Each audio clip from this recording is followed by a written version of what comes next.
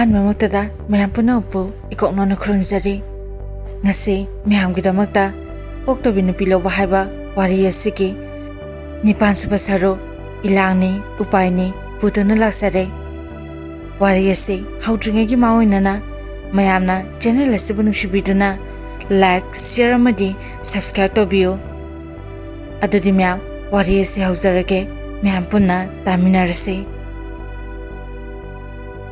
ꯍꯟꯗꯛꯀꯤ ꯏꯀꯥꯏꯕꯁꯤ ꯃꯥꯟꯅꯗꯕ ꯑꯅꯤꯗ ꯑꯣꯏ ꯃꯥꯟꯅꯕ ꯃꯁꯦꯟꯗꯗꯤ ꯏꯀꯥꯏꯅꯗꯦ ꯃꯣꯠꯃꯤꯟꯅꯕ ꯃꯁꯦꯟ ꯏꯀꯥꯏꯅꯗꯦ ꯑꯣꯛꯇꯕ ꯃꯁꯦꯟ ꯏꯀꯥꯏꯅꯗꯦ ꯑꯣꯛꯇꯕꯒ ꯑꯣꯛꯇꯕꯤꯒ ꯏꯀꯥꯏꯃꯤꯟꯅꯗꯦ ꯑꯣꯛꯇꯕꯅꯤ ꯈꯜꯂꯝꯕ ꯔꯕꯤ ꯀꯨꯃꯥꯔꯗꯨ ꯏꯀꯥꯏ ꯈꯨꯝꯅꯐꯝ ꯐꯤꯗꯝꯅꯐꯝ ꯑꯣꯏꯔꯝꯕ ꯑꯗꯨꯗ ꯊꯥꯖꯃꯥꯟꯕꯤꯗꯨ ꯏꯀꯥꯏꯈꯤꯕꯅ ꯂꯣꯏꯔꯦ ꯔꯕꯤ ꯀꯨꯃꯥꯔꯒꯤ ꯃꯅꯥꯛꯇ ꯃꯤꯀꯨꯞ ꯑꯃ ꯐꯥꯅ ꯂꯩꯅꯤꯡꯉꯛꯇ꯭ꯔꯦ ꯑꯗꯨꯅ ꯔꯕꯤ ꯀꯨꯃꯥꯔꯗ ꯋꯥꯔꯧꯅ ꯌꯦꯡꯂꯒ ꯃꯊꯃꯣꯏ ꯁꯣꯛꯅ ꯍꯥꯏꯔꯛꯏ ꯇꯥꯃꯣ ꯑꯩꯒꯤ ꯏꯁꯥꯁꯤ ꯁꯣꯛꯄꯤꯌꯣ ꯑꯩꯈꯣꯏꯅꯤ ꯃꯥꯟꯅꯕ ꯃꯁꯦꯟ ꯑꯣꯏꯃꯤꯟꯅꯁꯤ ꯅꯠꯇ꯭ꯔꯕꯗꯤ ꯄꯨꯈꯝꯗ ꯂꯩꯕ ꯆꯥꯛꯀ ꯄꯨꯈꯝ ꯃꯈꯥꯗ ꯇꯥꯔꯕ ꯂꯨꯈꯥꯛ ꯑꯣꯏꯔꯕ ꯆꯥꯛꯀ ꯄꯨꯟꯅ ꯂꯩꯃꯤꯟꯅꯕ ꯍꯥꯏꯕꯗꯨ ꯇꯥꯔꯦ ꯑꯣꯛꯇꯕꯒꯤ ꯃꯅꯥꯛꯇ ꯇꯥꯃꯣꯅ ꯑꯗꯨꯝꯅ ꯂꯩꯕ ꯇꯥꯃꯣꯒꯤ ꯐꯖꯕ ꯑꯣꯏꯗꯦ ꯂꯦꯝꯕꯁꯨ ꯋꯥꯠꯀꯅꯤ ꯑꯩꯁꯨ ꯍꯩꯅꯗꯕꯅ ꯂꯣꯏꯔꯦ ꯇꯥꯃꯣꯅ ꯑꯩꯒꯤ ꯍꯛꯆꯥꯡ ꯁꯣꯛꯄꯤꯗꯨꯅ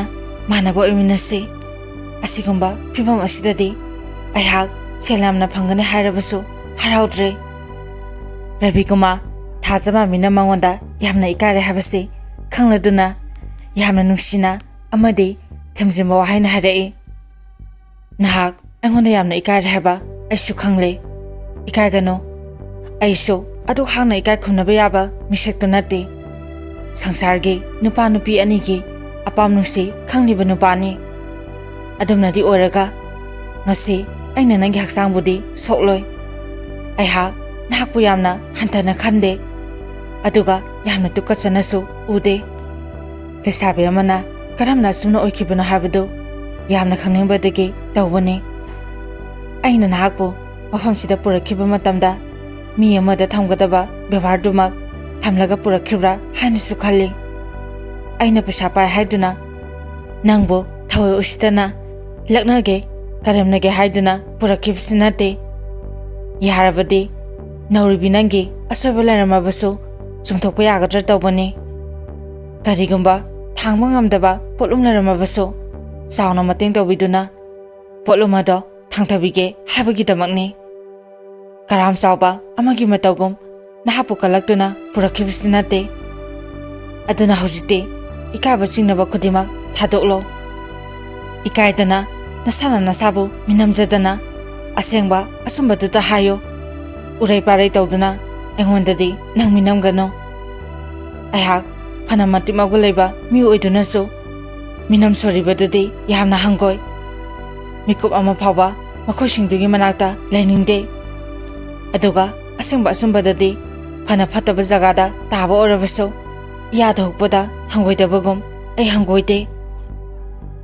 ꯃꯍꯧꯁꯥꯗꯤ ꯊꯥꯖꯃꯥꯟꯕꯤꯗꯣ ꯃꯥꯅ ꯊꯦꯡꯅꯈꯤꯕ ꯀꯁꯇꯃꯔ ꯈꯨꯗꯤꯡꯗ ꯌꯥꯝꯅ ꯏꯆꯪ ꯊꯧꯈꯤꯕꯅꯤ ꯀꯅꯥꯒꯤ ꯊꯤꯀꯥꯗꯥꯔ ꯐꯝꯅꯥꯏ ꯇꯨꯅꯥꯏꯕ MLA ꯃꯟꯇ꯭ꯔꯤ ꯃꯟꯗꯣ ꯐꯥꯎꯕ ꯃꯥꯒꯤ ꯐꯖꯕ ꯁꯛ ꯃꯥꯒꯤ ꯅꯤꯡꯊꯤꯔꯕ ꯍꯛꯆꯥꯡ ꯑꯃꯗꯤ ꯃꯃꯣꯟ ꯅꯣꯛꯄ ꯃꯤꯅꯣꯛꯅ ꯏꯔꯥꯏ ꯂꯥꯏꯅ ꯖꯣꯏ ꯇꯧꯔꯝꯕꯅꯤ ꯑꯗꯨꯕꯨ ꯉꯁꯤꯗꯤ ꯔꯕꯤ ꯀꯨꯃꯥꯔꯒꯤ ꯃꯃꯥꯡꯗ ꯂꯝ ꯏꯀꯥꯏꯊꯕꯤ ꯑꯣꯟꯈ꯭ꯔꯦ ꯈꯖꯤꯛꯇꯪ ꯊꯦꯡꯕ ꯃꯇꯝꯗ ꯈꯪꯍꯧꯗꯅ ꯈꯨꯏꯊꯈꯤꯕꯒꯨꯝ ꯔꯕꯤ ꯀꯨꯃꯥꯔꯒꯤ ꯋꯥꯍꯩ ꯈꯔꯗ ꯄꯨꯡꯈꯨꯏ ꯈꯨꯏꯊꯈ꯭ꯔꯦ ꯅꯨꯃꯤꯠꯅ ꯊꯣꯛꯄꯗ ꯂꯩꯆꯤꯟꯅ ꯇꯥꯈꯤꯕꯒꯨꯝ ꯍꯥꯟꯅ ꯃꯥꯒꯤ ꯂꯩꯔꯝꯕ ꯑꯃꯣꯠꯄ ꯑꯃꯝꯕꯁꯤꯡꯗꯨ ꯂꯣꯏꯅ ꯃꯥꯡꯈ꯭ꯔꯦ ꯈꯜꯂꯛꯏ ꯃꯤ ꯈꯨꯗꯤꯡ ꯃꯤꯃꯥꯟꯅꯗ꯭ꯔꯕꯁꯨ ꯇꯣꯝꯊꯤꯟ ꯑꯣꯏꯕꯗꯤ ꯄꯪꯅ ꯊꯣꯛꯇꯦ ꯃꯁꯤꯡ ꯊꯤꯕꯗ ꯌꯥꯝꯃꯣꯏ ꯇꯥꯡꯅ ꯊꯣꯛꯀꯅꯤ ꯃꯍꯥꯛꯅ ꯊꯦꯡꯅꯈꯤꯕ ꯅꯨꯄꯥ ꯈꯨꯗꯤꯡꯃꯛ ꯃꯉꯣꯟꯗ ꯍꯦꯟꯖꯤꯟꯅ ꯏꯈꯧ ꯂꯥꯡꯈꯤꯕ ꯉꯥꯛꯇꯅꯤ ꯃꯈꯣꯏꯁꯤꯡ ꯑꯗꯨꯒ ꯔꯕꯤ ꯀꯨꯃꯥꯔꯒꯗꯤ ꯀꯌꯥꯗ ꯈꯦꯠꯅꯈ꯭ꯔꯕ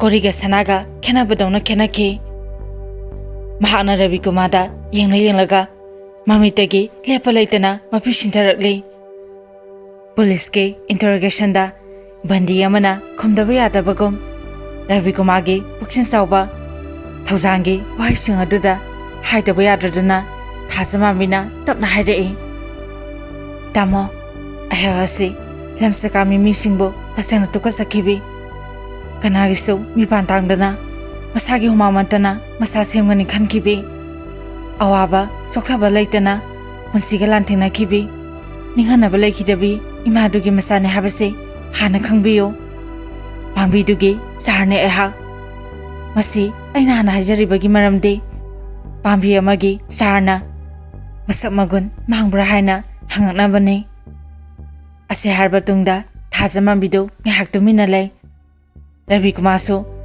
ꯊꯥꯖꯃꯥꯝꯕꯤꯅ ꯃꯈꯥ ꯍꯥꯏꯔꯛꯀꯗꯕꯗꯨ ꯇꯥꯒꯗꯕꯒꯤ ꯉꯥꯏꯗꯨꯅ ꯂꯩ ꯑꯁꯨꯝꯅ ꯉꯥꯏꯍꯥꯛ ꯍꯧꯈ꯭ꯔꯕꯒꯤ ꯇꯨꯡꯗ ꯊꯥꯖꯃꯥꯝꯕꯤꯅ ꯃꯈꯥ ꯇꯥꯔꯛꯏ ꯍꯧꯖꯤꯛꯇꯤ ꯏꯃꯥꯗꯨꯒꯤ ꯃꯆꯥꯅꯤ ꯍꯥꯏꯅꯤꯡꯗ꯭ꯔꯦ ꯂꯪꯂꯕ ꯏꯃꯥꯒꯤ ꯃꯤꯡꯆꯠꯄꯨ ꯃꯆꯥ ꯑꯩꯅ ꯃꯣꯠꯂꯕ ꯅꯣꯔꯣꯛꯀꯤ ꯀꯣꯝꯗ ꯄꯨꯊꯔꯦ ꯀꯔꯤ ꯃꯔꯝꯗꯒꯤ ꯑꯩꯅ ꯑꯁꯨꯛ ꯇꯨꯀꯠꯆꯕꯤ ꯑꯣꯏꯈ꯭ꯔꯕꯅꯣ ꯍꯥꯏꯕꯗꯨ ꯇꯥꯃꯣꯗ ꯃꯤꯅꯝꯗꯅ ꯍꯥꯏꯖꯔꯤ ꯇꯥꯃꯣ ꯏꯃꯥꯗꯨ ꯍꯧꯖꯤꯛ ꯑꯁꯤ ꯑꯁꯪꯒꯤ ꯂꯪꯗꯥꯏꯗ ꯂꯩ ꯗꯣꯛꯇꯔꯅ ꯈꯨꯠ ꯊꯥꯔꯕꯤ ꯀꯦꯟꯁꯔ ꯅꯥꯔꯕꯤ ꯑꯃꯅꯤ ꯀꯔꯤꯁꯨ ꯀꯨꯏꯅ ꯍꯤꯡꯉꯔꯣꯏ ꯀꯦꯃꯣ ꯀꯥꯞꯄꯤ ꯊꯥ ꯑꯃꯗ ꯂꯨꯄꯥ 40,000ꯒꯤ ꯃꯊꯛꯇ ꯆꯠꯂꯤ ꯍꯥꯏꯔꯤꯕ ꯁꯦꯟꯐꯝꯁꯤ ꯀꯅꯥꯒꯨꯝꯕꯤꯁꯤꯡꯒꯤ ꯃꯐꯝꯗꯗꯤ ꯀꯔꯤꯁꯨ ꯑꯣꯏꯗꯕ ꯌꯥꯏ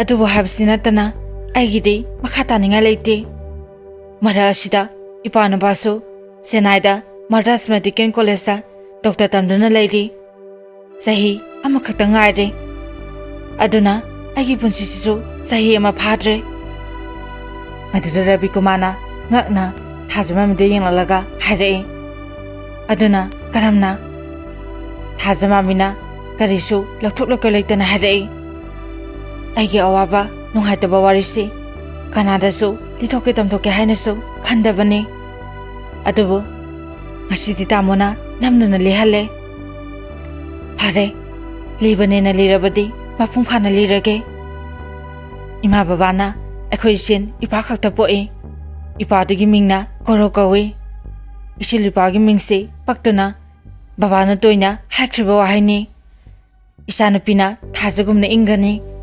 ꯏꯆꯥꯅꯨꯄꯥꯅ ꯀꯣꯔꯧꯒꯨꯝꯅ ꯉꯥꯟꯒꯅꯤ ꯀꯌꯥꯗ ꯅꯨꯡꯁꯤꯈꯤ ꯑꯩꯒꯤ ꯕꯕꯥꯗꯣ ꯑꯩꯈꯣꯏꯒꯤ ꯏꯃꯨꯡꯁꯦ ꯀꯔꯥ ꯍꯦꯟꯅ ꯂꯥꯏꯔꯕꯃꯛ ꯅꯠꯇ꯭ꯔꯕꯁꯨ ꯂꯥꯏꯔꯕꯁꯤꯡꯒꯤ ꯃꯅꯨꯡꯗ ꯆꯜꯂꯤ ꯍꯧꯖꯤꯛ ꯂꯩꯅꯔꯤꯕ ꯌꯨꯝꯗꯨꯒꯤ ꯌꯨꯝꯐꯝꯗꯨ ꯅꯠꯇꯅ ꯂꯧ ꯂꯩꯇꯦ ꯏꯪꯈꯣꯜ ꯂꯩꯇꯦ ꯑꯗꯨꯒꯤꯁꯨ ꯃꯊꯛꯇ ꯁꯦꯟꯊꯣꯛ ꯂꯝꯕꯤꯁꯨ ꯂꯩꯇꯦ ꯏꯃꯥ ꯕꯕꯥ ꯑꯅꯤꯅ ꯆꯦꯛꯀꯣꯟꯗ ꯍꯖꯤꯔꯥ ꯁꯨꯔꯒ ꯏꯃꯨꯡ ꯄꯨꯏ ꯃꯆꯥ ꯑꯩꯈꯣꯏꯅꯤꯕꯨ ꯂꯥꯏꯔꯤꯛ ꯇꯝꯍꯜꯂꯤ ꯑꯗꯨꯕꯨ ꯏꯁꯣꯔꯅ ꯑꯩꯅ ꯎꯔꯤꯕ ꯐꯤꯕꯝꯁꯤ ꯇꯥꯅꯕ ꯁꯤꯜꯂꯛꯄ ꯃꯥꯟꯈꯤ ꯋꯥꯅ ꯅꯤꯛ ꯂꯥꯎꯅ ꯍꯤꯡꯂꯤ ꯃꯔꯛ ꯑꯁꯤꯗ इखंग खंगौदना बाबादो गाड़ी एक्सीडेंट अमदा लैखिद्रे मतमदो इपानपा कोरौना चही 9 सुरक्पा अदुगा एगिना चही 10 सुरक्पा मतमने इमा बाबा अनि संगदुना होटनाबदा इमु मथुम फुनबा ngamdana फेबे हाइदुना लेरिङै इमा मतमदना होटनाबा ताखि अनि gi kokthong amatata thangaki adubu imado ninghanaba tawkhide maraiba thina tambira iba ishor phau ninda tawkhide nahan mapokta afaba thaba tortabana handaki mapo asida awaba taribani haina khandoi masa ekhugi dama khangche laktuna honaki nongju nungsa ningtham kalin habana khide madugi mahuta maithoma kalamna tungi asagi damakta kana honaki mamai mamit phi khumjinduna tata tonglaga nung thadaba yawi turen kumthaduna langoi pekposu yawi masa ani dabu mi orabadi khana honabana pothanabagi matam laikhite nomata masa ekhoi anida masima wai masima nungaite haina sonkhide amukta nungsuk nungjana ba habadu ukhide imado lai haite atubu mama ama oiba matamdadi yamna matik chabi nupini nomata warim ngangde asokwa sisinade atanba ningadaba habadu mahonda leite matama yamada puning thakot wahaina afaba mithui mehenba amamam oinaba pauta kya pibiki matamaduda angama orabasu aina khansaki kayada nungsikrabano ekhogi imase imasibu ima oina phangjariba isilipase kayada laiba phakrabano magi masa oina aina sakthose Asumna imana kana honaduna ichilipana lairik tamlai. Ai amadi ipanupa angang oringaidagi lairik yamna pharai. Aisu aina tamliba class tugi roll number 1 da taduna lai. Ipanupasu magi class khudingda roll number 1 taduna da lakhi. Ichilipagi lairik phaba matawsida oza singna yamna nungsibikhi. Yamnasu thagatbikhi. Akhoi ani ki lairik phaba amadi awabasi ubiduna schoolna admission fee tuition fee amata lobikide. Lairik singdusu pibikhi.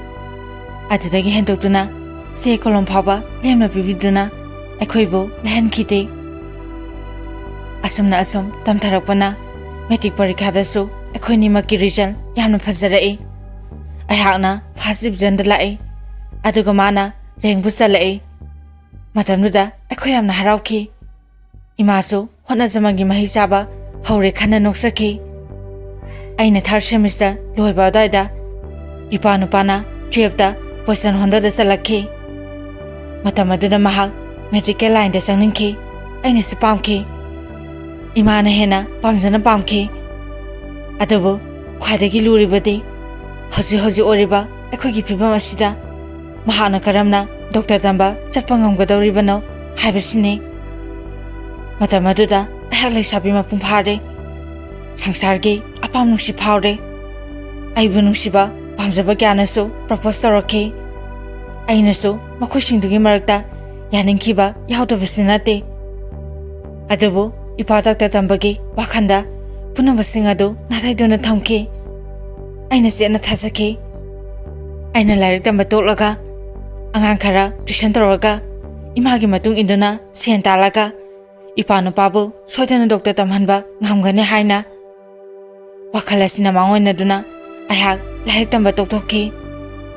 Ayukta pung 2 numidangda pung 2 angang singbu tuition lawraga nungthingi matamdana imagi matung induna hajira suba chatli. Aduga ipabu doctor tamba thaki. Asumna akan mapire amaga loinana kana honaduna ipabu laina doctor tamhalaki. Adubu mina khanbana ama laina sinbana ama habado thokle. Bubu thamangam loidaba awabagi polum ama ima isagi koktata nantharaki. Ipanupana doctor tamba chahi 3 harapagi adaidani imado chiphet naba horaki. Narabasunana hajira suba chapadi lepkhide. Masanupa ama doctor tamiko haibagi wakhanda anabadu thawikhide.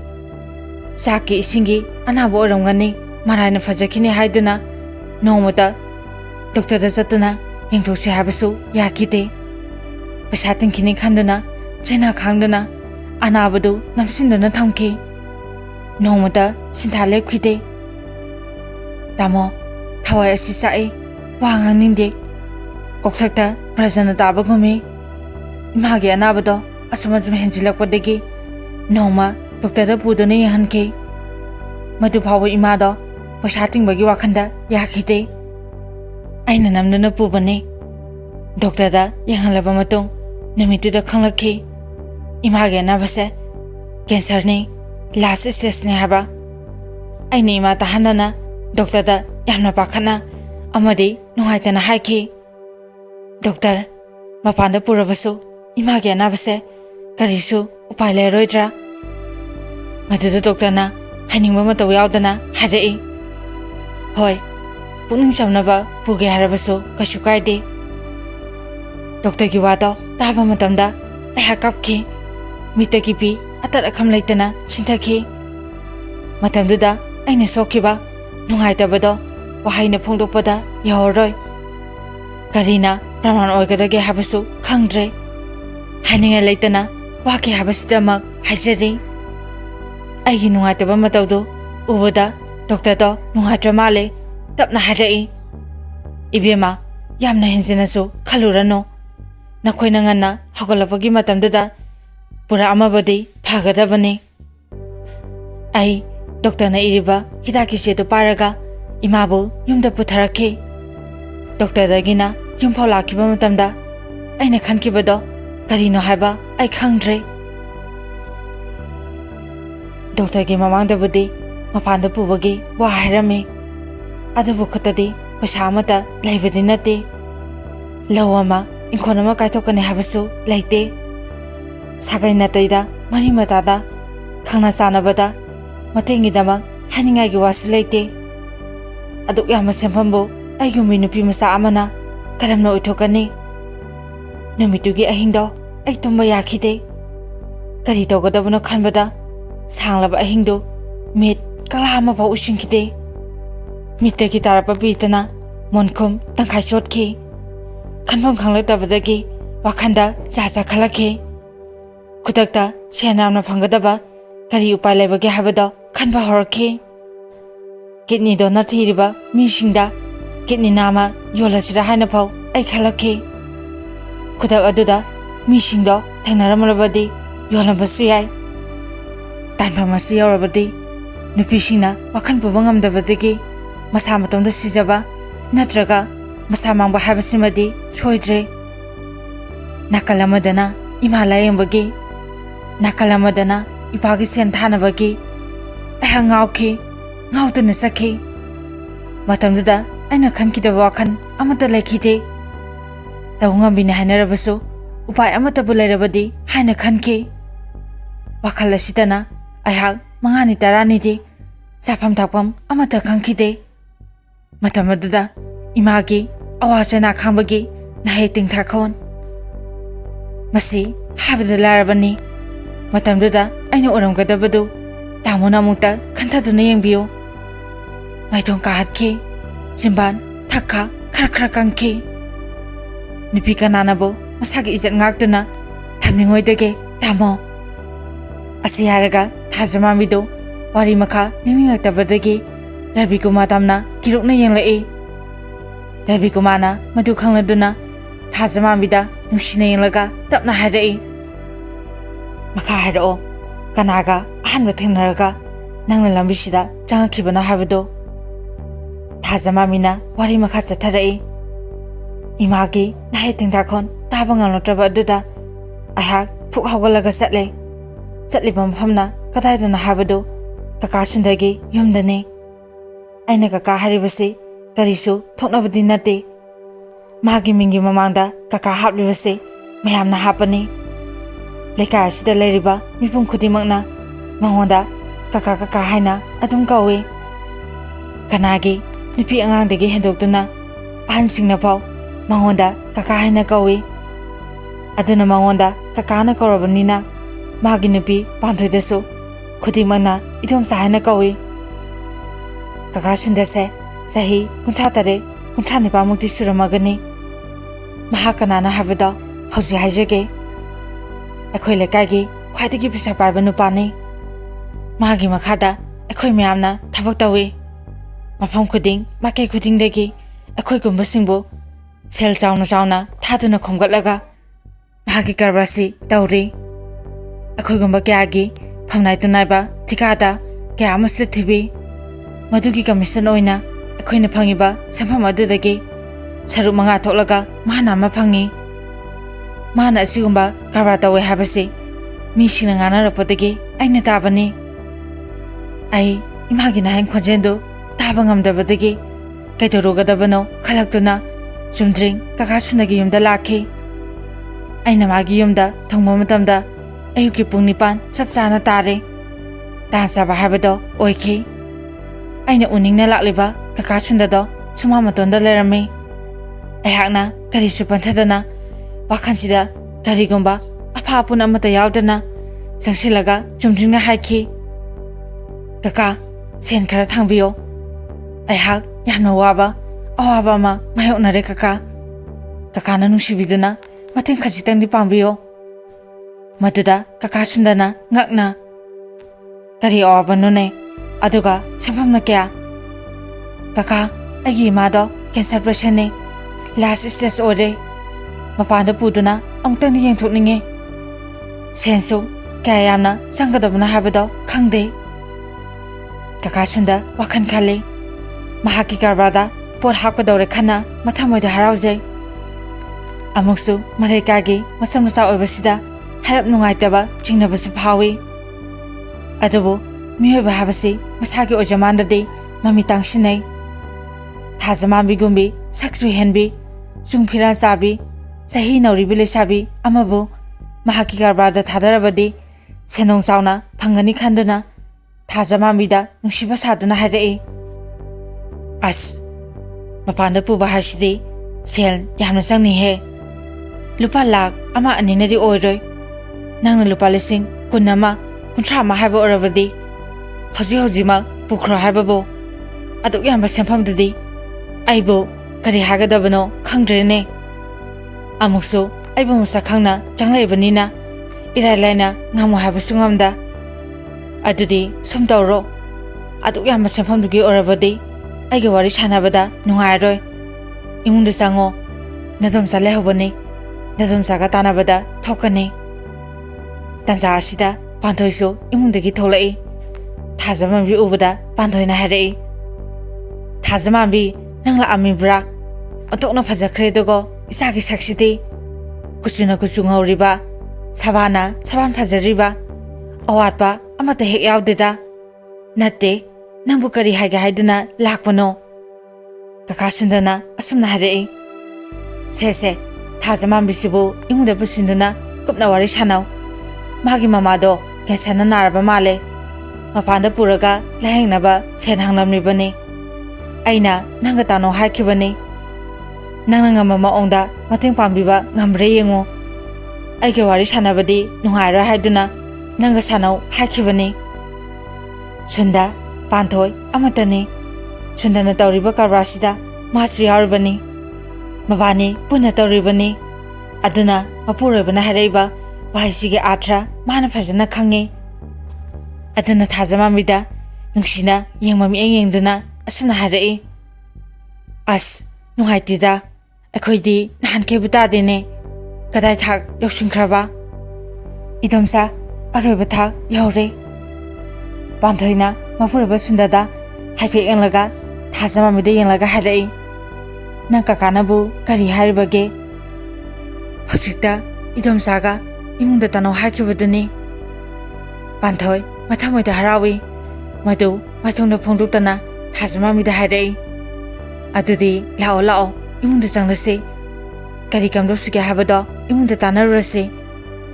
Asi haraga Panthoi Thazamambi imungda changlai.